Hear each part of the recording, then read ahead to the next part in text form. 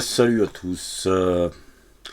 On va faire une petite vidéo spéciale aujourd'hui. Donc je vais vous montrer ma sale tronche.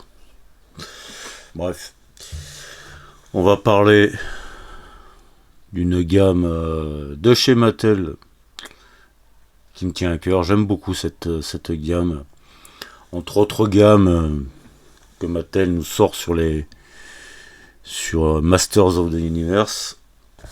Parce que c'est vrai qu'on est un peu perdu avec tout ce qui nous sort. Entre la gamme Origins, Masterverse, New Eternia, sans compter les X Ninja Turtle. Qu'est-ce qu'on a? On a Thundercats, on a quoi d'autre? Stranger Things. Plus maintenant les nouvelles gammes en plus qui sont liées au futur film, donc qui sort au mois de juin. On va y être encore un peu plus perdu. Voilà. Bon, moi j'accroche pas à ces gammes-là. Je suis pas, enfin pour le moment je suis pas touché. Après, comme je dis toujours, il faut voir le jouet dans les mains pour vraiment le juger. Donc pour le moment, je ne donnerai pas d'avis. J'y trouve plutôt sympa, mais ça me touche pas spécialement. Donc voilà. Donc aujourd'hui, eh bien, nous allons parler de cette fameuse gamme Sketchbook qui pour moi est une des gammes les plus intéressantes que Mattel nous a sorti, avec la gamme Origins bien sûr, puisque la gamme Origins, comme vous le savez tous, regroupe toutes les figurines qu'on a pu avoir étant enfant, beaucoup plus articulées. Après, en termes de finition par rapport au vintage, je l'ai déjà dit, bon, c'est pas la même qualité qu'à l'époque, hein. Les plastiques sont beaucoup plus légers, on va dire. Bref, cette gamme-là, moi, personnellement, je la kiffe. Je la kiffe, cette gamme.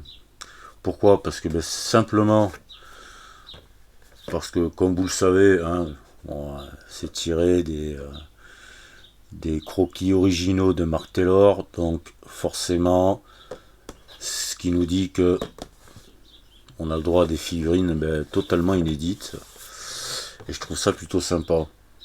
Pourtant, donc là, le premier qui est sorti, donc c'est ce pack-là de Hordak et Grizzlor, qui a donc été annoncé l'année dernière et qui est sorti au mois de février 2025, qui est donc le premier sketchbook à être sorti. Alors moi, quand j'ai vu l'annonce, j'ai vu les photos, j'étais pas spécialement hypé, quoi. Je disais ouais, bon, c'est sympa, mais bon, voilà quoi. Je sais pas si je vais craquer. Puis finalement finalement je l'ai commandé parce que je me suis dit que je pourrais peut-être le regretter. Donc je l'ai acheté. Et quand je l'ai reçu, je suis tombé amoureux tout de suite, quoi. Voilà, regardez ça. C'est quand même magnifique, hein. Bon, le packaging boîte, moi je suis pas trop fan, je suis plus fan des blisters, bien évidemment, hein. Je suis très blister, donc les packaging boîtes, c'est pas vraiment ma tasse de thé, mais bon, faut faire avec. D'ailleurs, c'est pour ça que par la suite j'en ai acheté un deuxième et que j'ai fait mes custom blisters sur ces deux figurines là, qui sont disponibles dans les shorts, hein. Vous allez y voir ou pas, c'est votre problème. Mais donc, quand je l'ai reçu, ben ouais, je suis tout de suite, je suis tombé amoureux de cette gamme. Les figurines sont vraiment sympathiques, voilà, elles sont belles, c'est inédit. Alors, on a un Hordak, pardon, hein, on fait pas la liaison. Un Hordak totalement inédit, un Grizzlor qui ne ressemble pas du tout au vintage qu'on a eu, hein, parce que là, ce n'est pas un gorille, enfin, ce n'est pas un singe, mais plus comment on appelle ça, un mammouth. Voilà, je perds mes mots. Et Hordak qui est jaune, jaune pâle. Voilà quoi, c'est... Personnellement, je trouve vraiment sympathique ces figurines, vraiment très belles. Les boîtes, voilà, on a un packaging très sympathique aussi. Voilà, avec chaque côté, on a le personnage de chaque côté. Les illustrations sont superbes à l'arrière. Hein, c'est pas beau ça, hein. Donc on a eu le tout premier, c'est lui, en février donc 2025. Puis, par la suite, donc en juin 2025, on a eu le Cyclone. Voilà. Superbe figurine de Cyclone. Franchement, elle est vraiment belle, je trouve, complètement différente de ce qu'on a eu hein, en vintage, bien évidemment. Au niveau des couleurs, au niveau du design, ça n'a rien à voir. Même si là, on a quand même la tête, hein, la tête entre guillemets originale de Cyclone. Mais Mark Taylor, lui, l'avait dessiné comme ça, l'avait imaginé comme ça, Cyclone en fait. Voilà, donc ces couleurs orange flashy, on dirait un peu un personnage de science-fiction. Donc elle est sortie, celle-ci, donc Cyclone est sortie en juin 2025. Aujourd'hui, ben, vous pouvez la trouver, je l'ai vue sur je sais plus quel site. Je crois que c'est sur Kidin, donc site espagnol. Elle est à 7,99. Donc elle n'a pas du tout marché, bizarrement. Pourtant c'est pas... Je sais pas, moi je la trouve très belle quoi. Franchement elle est magnifique quoi. Ça change totalement du Cyclone vintage. Mais je comprends pas trop pourquoi elle a bidé. Voilà. En même temps, cette gamme Sketchbook, je suis pas certain que ce soit une gamme qui fonctionne très très bien. Alors moi j'espère qu'ils vont la continuer. Parce que j'aimerais bien avoir d'autres figurines. Je sais que Skeletor, les prochaines sont Skeletor et Man at Arms qui sont prévues. Après par la suite je ne sais pas. Mais j'espère qu'ils vont la continuer cette gamme parce que moi je la trouve beaucoup plus intéressante que la gamme Masterverse ou New Eternia ou 200X. Oui, parce qu'ils ont sorti aussi les cartoons 200X. J'y trouve pas terrible quoi. Enfin, moi c'est mon avis personnel. Je suis plus intéressé par ce genre de truc où voilà on a des figurines inédites quoi. Donc je ne sais pas. Voilà.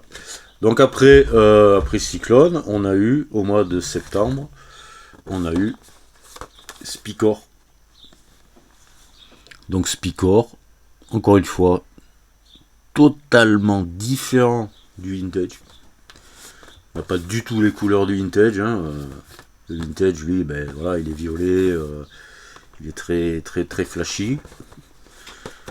Que le sketchbook est beaucoup plus simple. Même au niveau du visage, on voit que le visage n'est pas du tout pareil. Hein. C'est un porc-épic. Hein. C'est un porc-épic, il a des boucles d'oreilles. Alors, on a le trident. On a le trident qui était quand même déjà là. Donc voilà, l'illustration arrière, où il est en plein combat avec He-Man. À l'arrière, on voit Beastman qui certainement sera annoncé cette année, je pense. On a aussi Man at Arms, donc qui lui est prévu cette année, si tout va bien. Et derrière, regardez derrière, le Château des Ombres, qui ne ressemble absolument pas à ce qu'on a eu. Donc j'espère que le Château des Ombres ils le font aussi, ça serait sympa. Donc voilà pour ce Spicor qui est sorti donc en septembre 2025, que moi personnellement je trouve très très beau. Et ensuite, en fin d'année, donc je crois que c'est en fin novembre qu'il est sorti, on a eu le He-Man. Alors là, encore une fois, totalement différent. Hein. On le voit, He-Man est beaucoup plus barbare là. On voit, il est brun déjà. Bon, ils ont rajouté la tête blonde quand même. Mais on voit que voilà, c'est totalement différent. Hein. Et là, voilà. Il est en sandalette, presque en claquette chaussette, le He-Man. Il a pas de bottines fourrées. Mais voilà, moi, je le trouve très beau. Alors, celui-là, bon. Voilà, tiens, on voit Skeletor, là, donc, qui est prévu. Voilà. On a le château des hommes derrière. Et on a. Alors, je ne sais plus son nom, je l'ai zappé. Alors, je ne sais pas si elle est prévue. Je ne sais pas si c'est Evelyn. Je ne veux pas dire de conneries. Mais je pense que c'est Evelyn. Voilà. Et ici, on a Maniface qui est là. Voilà. Donc, encore une fois, on voit sur les côtés le packaging, très beau, magnifique. Donc, ce musclor, ce He-Man sketchbook, qui est totalement what the fuck, enfin, totalement différent, hein, encore une fois, dans le design. Alors, s'il était sorti à l'époque, est-ce qu'il aurait autant cartonné, celui-ci, que le vintage, que celui qu'on a tous connu? On n'aura jamais la réponse. Et enfin, pour finir, dans cette gamme sketchbook, le plus récent, qui est sorti le 4 avril, donc Maniface. Et celui-là, personnellement, je dirais que c'est même mon favori. Alors pareil, quand je l'ai vu, quand il a été annoncé, je me suis dit, waouh, là on est complètement sur un truc... Voilà, on a l'impression que c'est un Mexicain en fait, tu vois. À la limite, tu lui rajoutes un banjo ou une guitare, il va nous jouer de la guitare, je sais pas, enfin bref. Mais il est magnifique, je trouve. Voilà. Avec son pancho. Limite, on peut penser à Blondin. Hé Blondin, tu es le plus grand dégueulasse que la terre ait jamais porté. Voilà. Bref. Donc voilà, encore une fois, bon, il a la tête qui tourne aussi, hein, il a 3 visages. Hein. D'ailleurs, on voit que là, ils ont mis quand même le Maniface que l'on connaît tous. Et donc, le Maniface sketchbook. L'illustration à l'arrière, donc les 3 visages de Maniface. Qu'est-ce qu'on a d'autre? Est-ce qu'on a de l'Easter eggs? Bref, on a un vaisseau, mais rien de plus. Voilà. On n'a pas de personnage en Easter egg. Quoique lui, je ne sais pas. Bref. Belle illustration en tout cas. Là, on voit qu'il n'a pas son pancho. Voilà. Donc il est sorti le 4 avril celui-ci. Moi je l'ai acheté sur Manga Toys ou je sais plus comment il s'appelle ce site, un site français. Il est disponible sur les sites français, sur Kidin je crois qu'il n'y est pas encore, je suis pas sûr. Bref, j'ai pas regardé. Donc voilà, ben, c'était pour vous faire une petite review comme ça sympa sur la gamme Sketchbook. Donc qui est entamé depuis un peu plus d'1 an maintenant, et que moi personnellement je trouve superbe. Voilà. L'intérêt est là, c'est d'avoir des figurines totalement inédites, de plus tirer des croquis originaux quoi. Je le répète, des croquis originaux, c'est quand même superbe. Je pense que Mark Taylor, d'où il est, doit se dire, ben voilà, ils sont enfin sortis tels que je les avais imaginés en fait, voilà, à la base. Bref, paix à son âme. Et donc moi je vais continuer cette gamme Sketchbook, clairement. Celle-là, j'espère qu'elle va continuer longtemps, qu'on aura beaucoup de figurines.